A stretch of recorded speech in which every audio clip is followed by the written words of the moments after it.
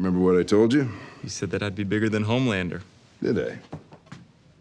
Hafnium carbide alloy. Won't melt no matter how hot you burn. No more showing your balls to America. Welcome back, everyone. It's Charlie. This will be my full video for The Boys Gen V episodes 1 through 3. They dropped the first 3 episodes, so I'll just cover everything in this one video. There's a whole bunch of Easter eggs and references to the main show, The Boys, like a bunch of crossover characters, and obviously a bunch of parodies of Marvel and DC comic book characters. If you're brand new to the channel, be sure to subscribe to get all the episodes. There's a bunch of big stuff coming up. There's 8 episodes total, and they will lead up and set up stuff that will happen on The Boys Season 4. They've already started to do that in the first 3 episodes. But careful for spoilers if you haven't seen the episodes yet. We'll just start at the beginning, work our way through shot by shot, talking about Easter eggs, WTF moments, and all the jokes and parodies on Marvel and DC characters. For the most part, this show is meant to be kind of like an X-Men show because Godolkin is based on the G-Men, and they're meant to be the Boys universe version of the X-Men characters, like a bunch of kids at Xavier's school with special powers. But in the world of the Boys universe, Godolkin is meant to be a school that Vought created to basically just mine through all the Compound V babies to find potential people that they could make more money off of. They don't really get into this during the episodes, but at the school, there are like 2 different tracks. There's like the theater school track and then like the crime fighting school track. In the crime fighting school, it's kind of like the A-tier superheroes that they think they can make a lot of money off of. And everybody else is relegated to the theater school, who they just train to find contracts and show business, like TV shows, movies, stuff like that. But here's the way that Vought actually makes money off of these Compound V superheroes, why they go through so much trouble to set them up as these big stars. Normally, when parents have their children dosed with Compound V, Vought basically sells them on the idea that, oh, they'll develop these amazing superpowers, you'll make all kinds of money, you'll become rich and famous. But in exchange for them offering their children as test subjects for Vought, which Vought basically uses to refine Compound V and make it even better, they also sign a contract with Vought that says that they'll give a portion of the children's earnings to Vought. So essentially, they're acting kind of like a superhero management agency on the side of them developing all this Compound V. Now, during The Boys Season 3, Stan Edgar said that they were trying to move away from that business line into the more profitable pharmaceutical company where they would sell the temporary Compound V to the military and the government, and they make way more money, and they wouldn't have all this collateral damage and all the trouble that comes with trying to deal with tons of really weird superheroes. The whole idea is that Stan Edgar says that superheroes are on the way out because he feels like they're more trouble than they're worth. But the actual title of episode 1 is God U, which reference to Godolkin University, the school that Vought created to just sift through everybody who they feel like they can earn money off of. So the Red River Institute is like the other side of that. What winds up happening is that a lot of the kids that take Compound V as babies develop powers that are totally out of control, or they drive them crazy, or they're lame superpowers, the parents don't want them, or they accidentally kill their parents. Vought then basically sends them to the Red River Institute, which is like a holding facility, before they send them to this other facility. That's where we get to the whole concept of the woods that they tease out through these first 3 episodes, like the special facility that they use to test superpowers underneath the school. So it's a little bit like an evil X-Men situation, like an evil Xavier school, and Clancy Brown's character, Brinkerhoff, is the person who helped start the school with Vought way back in the 1960s. I guess that would make him kind of like the evil version of Professor X. I don't know if he actually has powers, though. Before the season came out, they said that he did, but it sounds like he didn't. The actual opening scene in episode 1 is a parody of the ESPN Sports Center with Vought Sports Network doing their version of an NFL draft day for all the superheroes that are trying to get drafted by Vought to the 7, the other Vought-sponsored superhero teams like Payback. There are a ton of sponsored teams like the Teenage Kicks. They're like the Boys universe version of the Teen Titans. They mentioned that pretty much all the members of the 7 are alumni of Godolkin. We don't see a ton of Homelander in episode 1, though, so I'm not sure they actually sent him through the school because they created him as a test tube baby, and it was like a completely separate situation from normal Compound V babies. They flash back 8 years to show you how Jazz's powers manifested when she got her period for the first time, and the whole idea is they developed later in life. Normally, when Compound V babies develop their superpowers, it happens really early. There are a couple weird references in the first couple of episodes too, like they make a Jake Paul, a Scott Disick reference. There's even like a PewDiePie YouTube reference later in the episodes too. Like, what? While they're playing, the girls mention a superhero called Lord Kelvin. He's not from the Boys comics. I'm assuming it's just a parody of Human Torch or Fantastic Four, Firestorm from DC, something like that. There are a lot of crossover characters from the main show on this Gen V show, but a lot of the characters also are like brand new superheroes that weren't in the original Boys comic. She accidentally kills her parents, losing control of her powers, which is how she winds up in the Red River Institute, kind of like Victoria Newman, who was also part of that facility. They jump back to present day, and it seems like the worst possible place to actually dump your kid. It's filled with Vought paraphernalia for the Seven, posters, pictures, all kinds of propaganda, Homelander, Godolkin posters. They all aspire to go to Godolkin because basically they explain the alternative for these kids is that they get routed to this other test facility where Vought turns them basically into glorified pincushions. Generally, the series is meant to take place after the events of The Boys Season 3. There are a lot of references to stuff that recently happened in The Boys Season 3 too, like one of the kids says Starlight had just left the Seven. She does that at the very last episode of Season 3. There are a lot of references to Homelander's trial after the events of Season 3 where he killed that dude for coming up on Ryan. Zoom and enhance on the textbooks that they have the kids reading there too. They're all about how to become superheroes. Like, none of this information actually seems like useful information that you would expect to be taught in schools. Like, it's all about developing your branding as a superhero, which Homelander jokes about a lot. Vought really only cares about the merchandising potential around superheroes. Like, they don't actually care that superheroes do any good or save anybody. There are a couple references to Homelander and Crimson Countess in the book, a lot of Crimson Countess references at the school later too. Notice that they're all written by Clancy Brown's Richard Brinkerhoff character, their evil Professor X. Even though they kind of want to make him seem like a benevolent figure later in episodes, like the kids kind of like him, he does seem like he was behind a lot of this stuff, so he is pretty shady. The whole idea with Marie's powers is she's basically like a bloodbender to make an Avatar The Last Airbender reference. There are a lot of other characters across media, anime that have powers kind of like this too. The way they show her using her powers, she's not that powerful yet. Like, she hasn't learned how to use her powers that well yet. But I think the idea is that potentially if she could figure out how her powers work exactly, she could wind up controlling way more stuff, way more people just in general. But for those of you asking about power scaling, like who's more powerful than who, the whole idea is that Homelander is still meant to be the most powerful person on the planet by far. So for instance, Victoria Newman, people wondering, could she pop Homelander's head? Could Marie drain all of Homelander's blood? For the most part, the idea is that Victoria Newman, for instance, is not powerful enough to pop Homelander's head. Like, she could not do that. So I think the idea, too, is that Marie could not kill Homelander with her power. Personally, right now, I think they're headed in the direction where Ryan winds up being the only person who's actually strong enough to kill Homelander because his powers are based on Homelander. Like, he's Homelander's biological child. One of the kids gets taken to that Elmira Adult Rehabilitation Center. That's like another version of Vought's companies that experiment on them, refine the Compound V formula, basically just do whatever they feel like doing with them. They have a joke about one of the kids watching X-rated superhero movies, which they tease with Seth Rogen's character during Season 3 in Crimson Countess. Like, he was simping for Crimson Countess, who's also cam-girling, or like had her own version of a Boys Universe OnlyFans page. The real reason why she winds up winning that full ride to Godolkin is because Vought thinks that her powers might wind up being profitable enough for them to earn way more money off of. Like, we'll throw a little bit of money at you because we think we're going to make a ton of money off of you, potentially. The whole idea is that Godolkin is a university that's not meant to make people smarter like traditional schools, universities. It's basically meant to train superheroes that they can make more money off of. They do not care how smart you are. They have a longer parody of a college welcome video. I think they released this online before the season came out, with them joking about safe spaces and all that kind of stuff. It's basically a bunch of Vought propaganda. Like, Vought doesn't care about any of that stuff.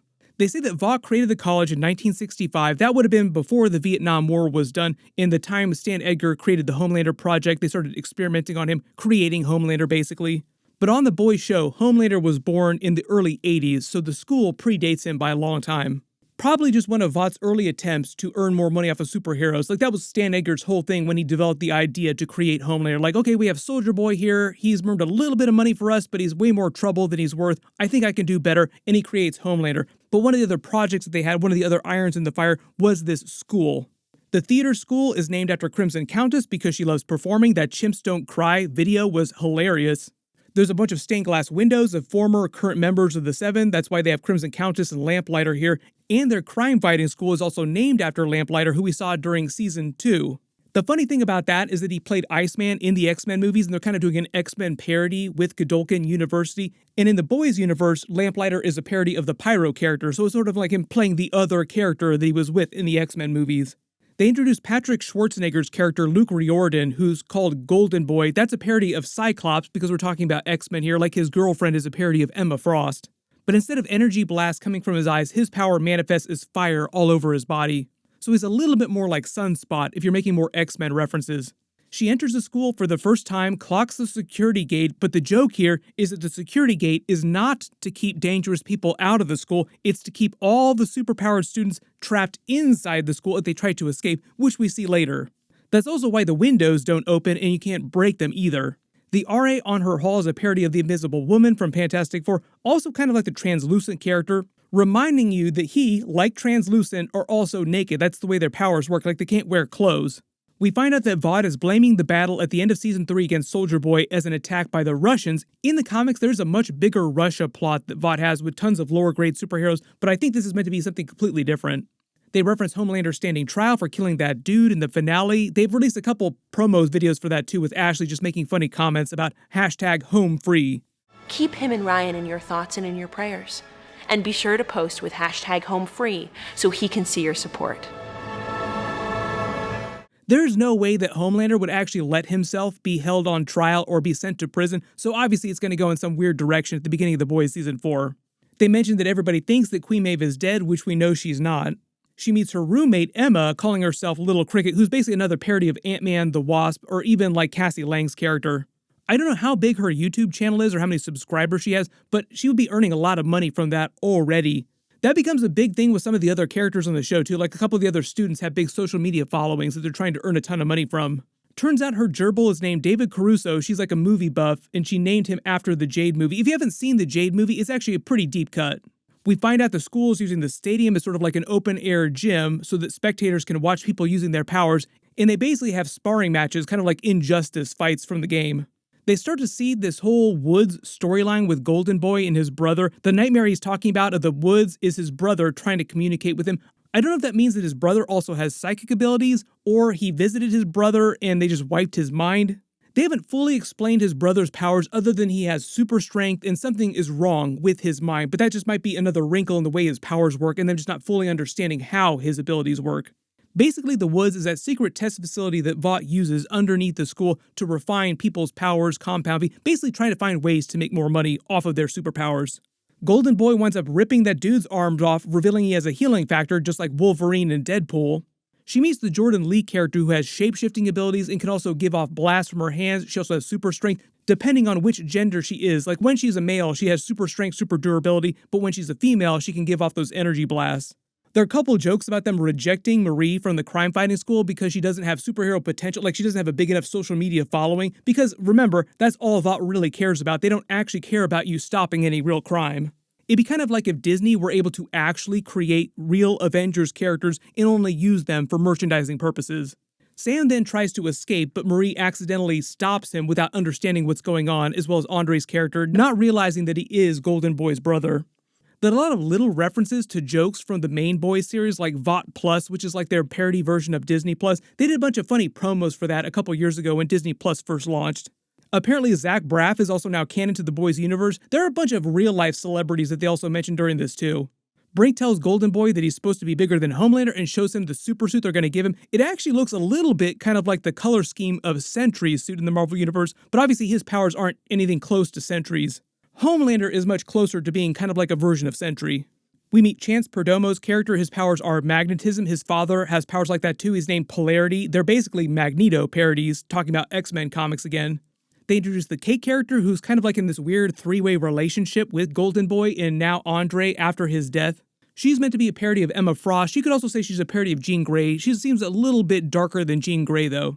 Basically, blanket psychic powers, that's why she wears the gloves, because kind of like Rogue in the X-Men comics, the minute that she physically touches someone skin to skin, she affects their minds. There are a couple of jokes with the Emma character hooking up with that random dude and going super small, like they almost do another Termite Thanos joke from the beginning of Boys Season 3, but they kind of save that for the end of Episode 3, where she kind of does a version of that like Ant-Man in Avengers Endgame going inside Iron Man's armor messing with his stuff. She explains the dark twist behind her powers is she has to throw up to go small, and to get bigger she has to eat things, so it's just this weird cycle. But every time she uses her abilities, she goes even smaller, so eventually they might wind up doing some sort of quantum realm kind of joke, like eventually Ant-Man goes so small that he goes into another realm. In the universe of the Boys, mostly though, the consequence for using your powers in the wrong way or using them too much or trying to use them for too long is that you basically just wind up exploding. They go out to the club, but there's an accident where Andre accidentally almost kills a girl, and they try to blame it on Marie because Vought thinks that she has the lowest potential for superheroes. Like, no, we need to protect the valuable superheroes. Golden Boy starts remembering what actually happened to his brother, then kills Brinkerhoff, tries to kill Marie, and then winds up killing himself, just going supernova, basically. While this crazy stuff is also going down, they make a bunch of A-Train Turbo Rush jokes. They had a whole parody video that they did for it during Season 3. There was a quick post-credit scene at the end of episode 1, basically like a next week on kind of trailer, like this is what's going to happen in the rest of The Boys series, but they do it as if Ashley is releasing like a promo video in the universe of The Boys. Episode 2 is called First Day, as in the first day of actual classes. They have a black noir sign, basically like a keep out private property sign, as they clean up the damage. We get another cameo scene from Ashley with the school's board agreeing on their spin story, like we're going to blame it all on Golden Boy and just say he had a psychotic break. Then at the memorial for everybody that died, Kate also makes one of the students yell Jumanji while hitting himself in the nuts with the baseball bat all day, which they pay off the joke later in the episode too, with them just like walking the kid in the background still hitting himself hours and hours later. There are a bunch of jokes about Vought merch, like Vought has versions of Apple products like speakers, AirPods that they call V-Pods. They even give Marie a Vought branded vibrator. We meet Andre's father, Polaris, who comes to the publicity shoot. When he says he was younger, had to save Matchbox 20 from a crazy person at Lollapalooza, that would put him around like the mid to late 90s. It sounds like his father wants him to take the mantle of polarity from him, and it does seem like he genuinely cares about him, but is on the board of the school and knows everything that Vought is doing and is trying to protect his son from that. Because later when he asks him about it, he's like, no, you cannot talk about this. They will kill you on the spot. There are a lot of questions about their relationship too, like is he his biological son? Did he dose him with Compound V when he was a baby? Was he born with powers? I think the whole idea is that in the universe of The Boys, it's a little bit different in the comics, but on the TV show, they want to say that Ryan is the first superhero who was born with his superpowers, and like superheroes can potentially have babies, on the show at least, but if their children develop Compound V superpowers, it's because they gave them the serum after they were born. There's a bigger twist behind this in the comics. In the comics, the side effect of Compound V is that it basically makes you sterile, so superheroes aren't supposed to be able to have children. But comic book Homelander is meant to be the first person who actually does sire a biological son. There's this whole running storyline with Marie sort of drinking the Vought Kool-Aid, kind of leaning into all the propaganda, saying the lies that they ask her to say in the interviews. But when they call her the Black Starlight, like yes, that's meant to be a joke, but I think the real joke here is that Starlight eventually exposed Vought in the Seven and turned against them, and it sounds like Marie is going to wind up doing something similar. They reveal Adam Bork, PJ Burns' character from the main show, is now leading the theater school, but it's sort of punishment for exposing himself to Minka Kelly, who is also now canon to The Boys universe. There are a couple of jokes about the Dawn of the Seven movie from last season too. And apparently he also is looking to hook up with every single one of his students, like mold that clay. Then because Vought feels like it can profit from what happened around Golden Boy's death, like this whole spin, they let Marie into the crime fighting school because they want to call her the Guardian of Godolkin, basically like a Guardians of the Galaxy reference. When Emma is trying to work with the girl who then later outs her, they're looking at a bunch of parody movies in universe like Dawn of the Seven, Pocket Romance, basically a bunch of movies about shrinking and Ant-Man related characters. Apparently they're all movies that were made by Termite under Vought when he was still alive. They make a Bryan Singer joke saying that Termite was also connected to all the shady stuff that he got up to in real life, and that's actually true, like all the nasty stuff that you hear about Bryan Singer. Notice when she says they think that Termite died of an OD, he was actually killed by Homelander during The Boys Season 3 when he showed up at Herogasm, smashing him with his boot, which is meant to be a joke on the Loki Ant-Man boot quote from the Avengers movie. An ant has no quarrel with a boot. Ant. Boot. They start learning more about Golden Boy's brother, and Vought's cover story was that he died inside the Sage Grove facility. That's the same special lab Vought was using during Season 2 to create a more stable version of the Compound V formula, just testing on all these subjects. There's another joke about Kate using her powers to force a couple guards to get it on with the flashlight. RIP to that guard, he's going to need a lot of surgery after that. Then episode 3 is titled Think Brink, which is the title of the fundraiser that Vought throws to earn more investors for the company and for the school. Like the whole idea is they're basically just trying to trot these superhero kids out, showing them, look how much money we can actually make off of this, so please invest in our company, invest in this school. They have a flashback to Sage Grove from 3 years ago. Remember, this is the same lab from Season 2 to reveal the backstory for what happened with Golden Boy's brother. They pass Love Sausage in the hallway. He also came back during the Herogasm episode. We learn that his brother Sam is just one of those kids who doesn't learn to control their Compound V powers, so he thinks that he's crazy, but it might be some wrinkle in the way that his powers work. He might have some weird mental abilities too. Marie winds up finding Emma, who's stuck, really small and needs to eat to grow back. She said that she's been fighting ants all day because she's grown so small. Apparently all the versions of Ant-Man in the Boys universe are not friends to ants like they are in the actual Marvel movies. The Dean reveals that she used to have a daughter who died. Maybe something went wrong with her Compound V treatments because it sounds like she's worked for Vought for a long time, but it also sounds like she used to be a clinical psychologist, and the reason why Vought hired her to manage the school is because she's so good at dealing with all these crazy kids with crazy powers.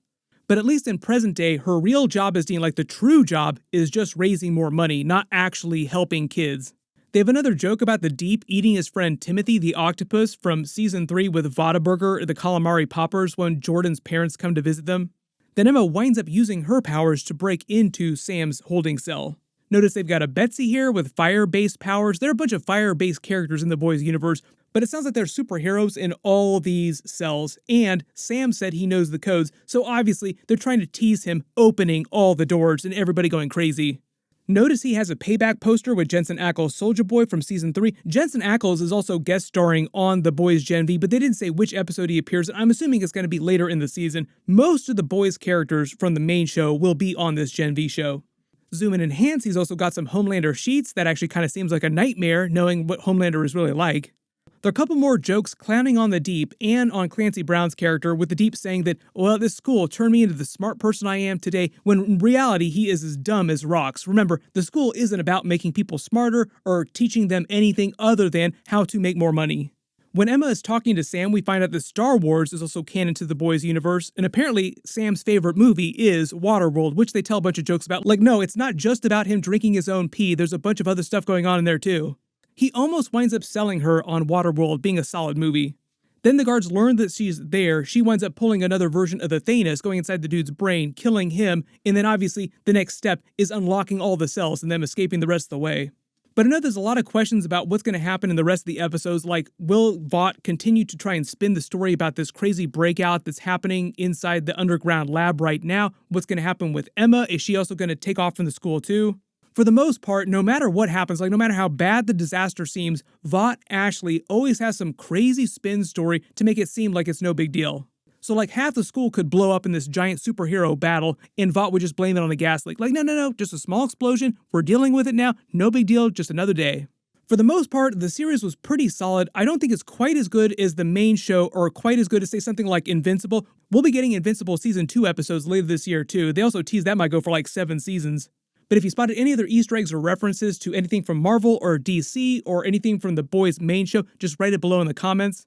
My full episode 4 video will post next week, but it'll be after my Loki Season 2 episode 1 video. So the whole idea is that Loki Season 2 is starting next week, but that's at the same time that the boys Gen V is at, so I'll just do my Gen V episodes after I do my Loki episode videos.